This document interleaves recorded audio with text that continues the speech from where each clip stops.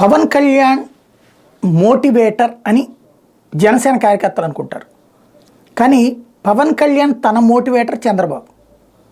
వాస్తవంగా ఒక బలమైన శక్తి నేను, రాష్ట్రంలో శాసించగలిగిన వ్యక్తిని నేను, చంద్రబాబును 2014 అధికారంలోకి నేనే తెచ్చాను, 2019లో నేను చంద్రబాబును విమర్శించారు కాబట్టి జగన్ అధికారంలోకి వచ్చాడు, ఈ దఫా రాజ్యాధికారం సాధిస్తాం, రాజకీయాలు శాసిస్తాం, ఎవడు అధికారంలో రావాలో డిసైడ్ చేస్తాం అనుకునేటటువంటి అంటూ తను కన్విన్స్ అయ్యి కార్యకర్తలను కన్విన్స్ చేస్తూ వచ్చినటువంటి పవన్ కళ్యాణ్ నాకు బూత్ మేనేజ్మెంట్ రాదు, పోల్ మేనేజ్మెంట్ రాదు, 800 మంది లేరు, అంత అన్నం పెట్టేవాళ్ళు లేరు, 24 స్థానాలు తీసుకోవడం అంటే చాలా ఎక్కువ, ఆ 24 స్థానాల్లో గెలిచి చూపెట్టడం ద్వారా భవిష్యత్తు సెట్ చేద్దాం అనేటువంటి దశకి తన ఉపన్యాసంలో మార్పు చంద్రబాబు వల్లే సాధ్యమైంది.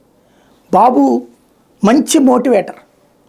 ఆయన మోటివేషనల్ క్లాసులు తీసుకుంటే కనుక ఖచ్చితంగా నరేంద్ర మోడీ కూడా మారతారేమో తెలియదు. ఎందుకంటే పవన్ కళ్యాణ్ని అంతటి కరిష్మాటిక్ లీడర్ని, హీరోని కాస్త సైడ్ క్యారెక్టర్గా మార్చగలిగారు.